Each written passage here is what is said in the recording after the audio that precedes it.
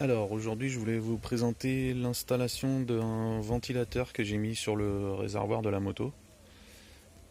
Alors ici l'air passe dans le réservoir, le fond est découpé et ça donne directement au-dessus du contrôleur et du BMS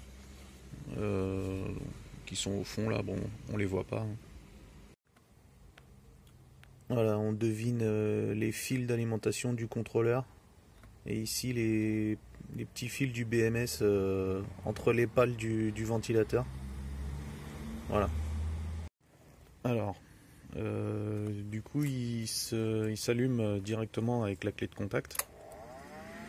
C'est un ventilateur 24 volts qui peut fonctionner de 12 à 28 volts. Donc ici on a la température du contrôleur, c'est la température des MOSFET. Et là c'est la température du moteur. Donc là on a le petit dessin du moteur et là le dessin du contrôleur. Quand on va dans les paramètres, on a plus de détails. Quand on va voir dans debug information, je crois, statut, non c'est debug information. Voilà, donc température du contrôleur, température moteur. Ici on a le courant, la tension qui est délivré au moteur, là le courant de la batterie, le 12 volts, le 5 volts. Voilà les tours minutes, les ERPM, la position des capteurs, l'accélérateur, le frein. Là, si j'actionne le frein, ça passe à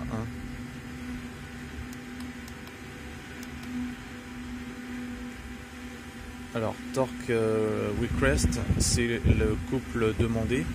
Alors, c'est exprimé en ampères en fait. Et ici, torque limit, c'est exprimé aussi en ampères, donc c'est au niveau des phases moteurs. Et là, la température du CPU, qui est à 39 degrés actuellement. Donc en fait, ici, torque request,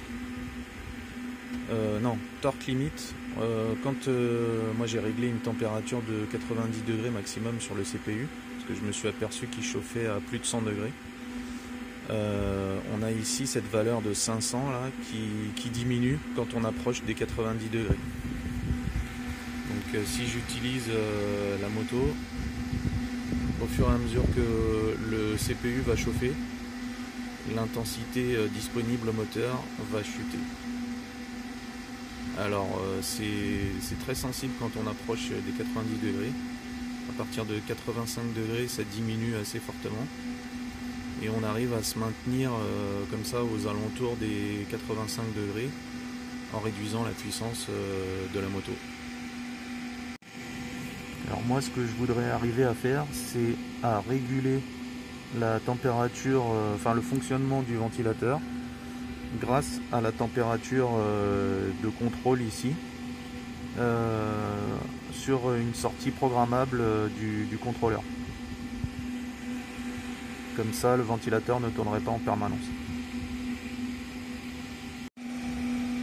Alors voilà, je suis allé faire un tour, ça a chauffé à 86 degrés.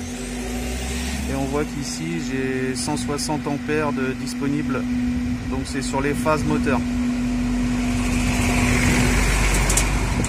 Là il faut que j'attende que la température redescende en dessous de 85 degrés pour récupérer les 500 ampères phase. 84 degrés, là j'ai environ 300 ampères de disponible.